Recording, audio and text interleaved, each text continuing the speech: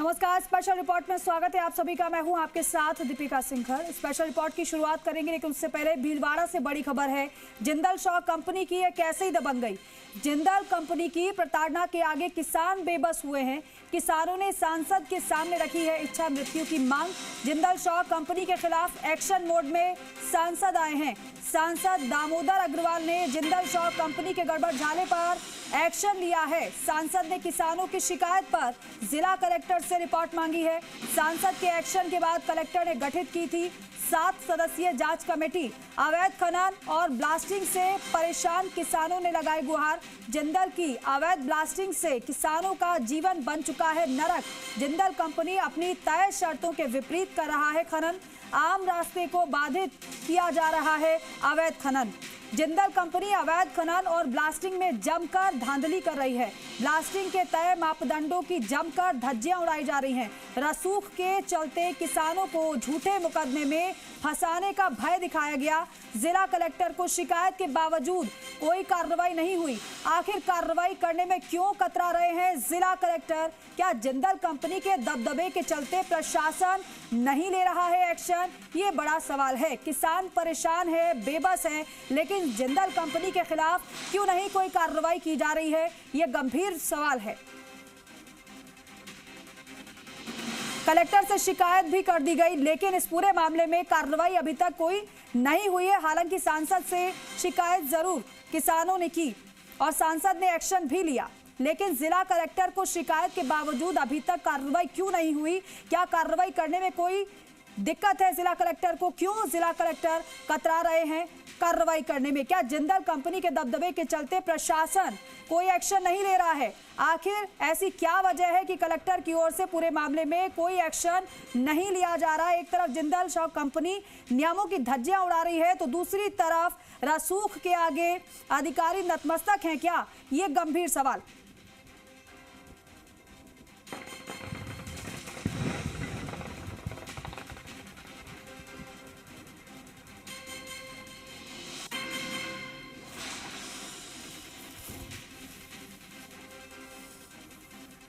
जिंदल ने भीलवाड़ा की जनता के साथ अन्याय किया है।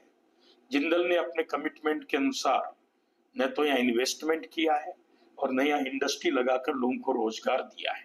गवर्नमेंट क्यों अपने कमिटमेंट पूरे कर रही है जिंदल को लेकर? जिंदल को मेजाबान की सड़क और उसकी देखरेख और उसको लेकर भी आम जनता में रोष था। उसके बाद सिर्फ नोटिस देकर पीटीसी की जाती है, लेकिन प्रभावी कोई कार्रवाई नहीं हो पाती। इस संदर्भ में मेरे पास जानकारी नहीं आप क्या कहना चाह रहे हैं। मेरा स्टैंड एकदम क्लियर है कि जिंदल को अपने इनिशियल एग्रीमेंट के अनुसार इन्वेस्टमेंट और एम्प्लॉयमेंट को सुनिश्चित करना होगा।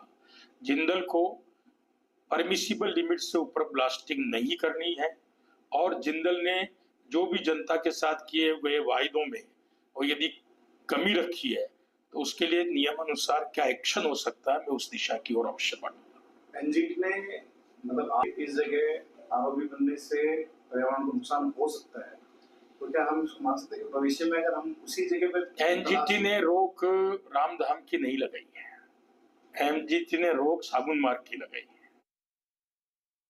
यहाँ धमकावे गुंडा लोग आवे या धमकावे लुगाया पर लकड़ियां लावे बाटा पाके और गाली गलौज करे और 7 महीना से यहाँ धरना ब्लास्टिंग एक दिन भी बंद नहीं हुआ। एक दिन भी बंद नहीं हुई और न प्रशासन कोई सुने, न प्रशासन सुने, न कोई माँ की सुनी करिया। लुगाया पर खेता में आवे, खेता में बाटा पाके लुगाया पर जवाब खेता।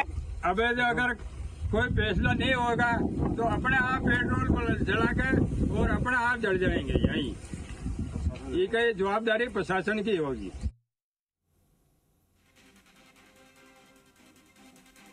और विक्रम खींची हमारे सहयोगी हमारे साथ लाइन पर जुड़ रहे हैं। विक्रम, हमने दोनों ही बातों को सुना, एक तरफ सांसद को, दूसरी तरफ उन किसानों को जो बेबस हैं।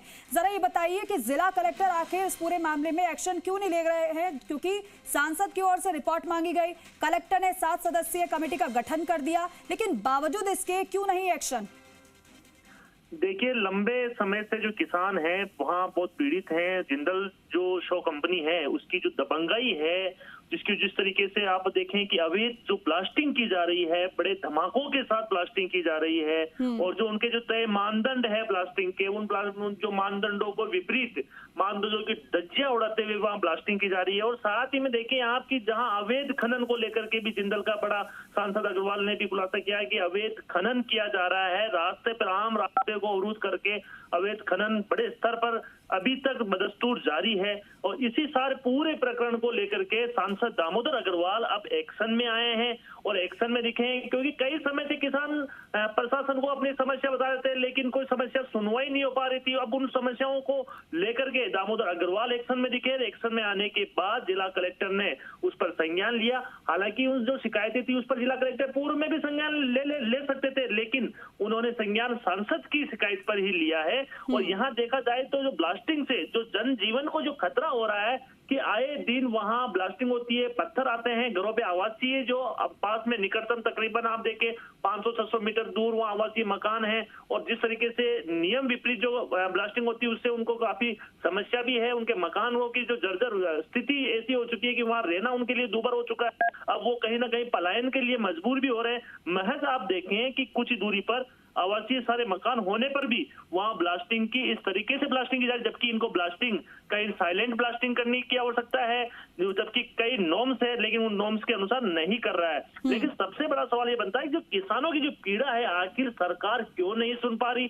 क्या भाजपा राज में से क्या किसानों की पीड़ा जो है क्या बदस्तूर उनको इस तरीके जारी रहेगी? क्या उन पर कोई कार्रवाई नहीं हो पाएगी? लेकिन शिकायत पर देखिए आप कि किसानों ने पूर्व में शिकायत थी, लेकिन कोई प्रशासन, जिला कलेक्टर या जो संबंधित अधिकारी, माइनिंग ऑफिसर्स हैं, प्रदूषण डिपार्टमेंट के जो अफसर्स हैं, और जो डीजीएमएस सबसे बड़ा एक महत्वपूर्ण जो डिपार्टमेंट है, डायरेक्टर जनरल माइनिंग सेफ्टी जो है, उनको भी उन्होंने शिकायतें पहुंचाई, लेकिन किसानों की कोई सुनवाई नहीं हो पाई। और किसान अभी बदस्तर में, अभी प्रेजेंट में दहशत का माहौल जी रहे हैं। और इसी दहशत के माहौल के साथ साथ उन्होंने अपनी इच्छा मृत्यु भी मांग की, सांसद से मांग की। और उन्होंने, आप जैसे कि आप विजुअल में देख पा रहे हैं कि उन्होंने ये स्पष्ट रूप से बताया कि हम आत्मदाह, पेट्रोल जला करके आत्मदाह कर लेंगे। ऐसी बड़ी, मतलब इतनी बड़ी बेबस हो चुके हैं, इतनी चुनौतियां उनके सामने आ चुकी है कि जिंदल शॉ कंपनी इतने अपनी दबंगाई के आगे, हठधर्मिता के आगे किसानों को परेशान कर रखा है। लेकिन आप देखें कि अवैध खनन से देखा जाए तो राजस्व को भी, सरकार को भी बड़ा नुकसान हो रहा है, लेकिन उससे